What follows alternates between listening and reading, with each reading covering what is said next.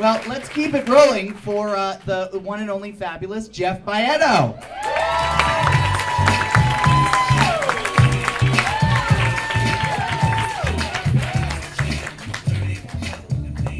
So I'm Jeff, and I'm sure you can tell by my hair, I'm very spiritual.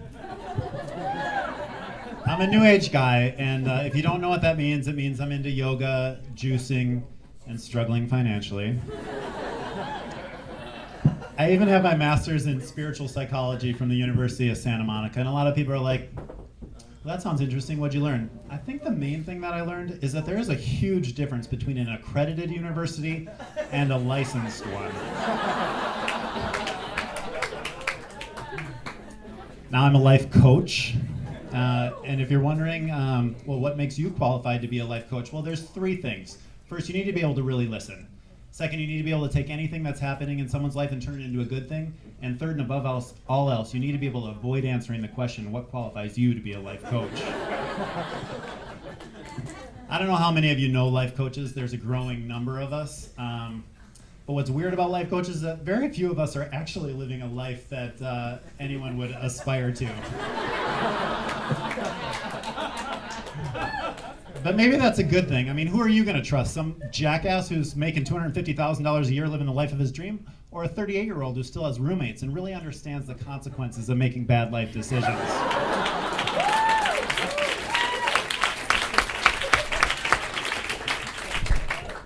What bugs me is how marketers are always trying to take advantage of us New Agers, creating a new mythical power berry every 6 months that claims to be the key to health.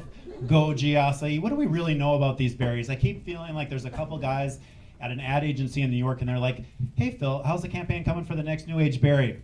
And I think as long as we stick with the deep in the Amazon story, we should be good.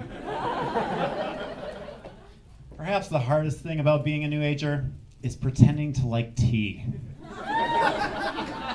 I can't believe anybody actually likes tea, but spiritual people pretend it's the greatest thing ever.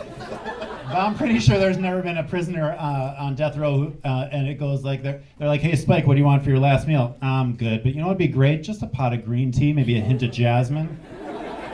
But if you do get caught and you have to drink it, I have found a secret to make it taste better. Here's what you do. You need just a half a teaspoon of granulated agave powder and a pint and a half of mint chocolate chip ice cream. It really brings out the flavor in the tea. I consider myself very blessed. I have lots of really good New Age friends, and New Agers make the best friends because they give you credit for absolutely everything good that happens in your life and an excuse for anything bad that happens. You get a new job, they're like, "Oh my God, you're attracting it. It's the law of attraction." You get a parking ticket, that's not your fault. Mercury's in retrograde. Fucking Mercury. New Agers are the only people who blame the universe for stuff. You never turn on NPR and hear them say, "The Dow is down 30 points due to softening currency markets in Asia. We blame Mercury." That's all for me tonight. I'm going to be at the bar also, hoping to attract a few free drinks.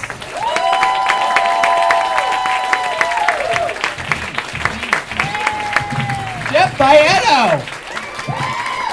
Let him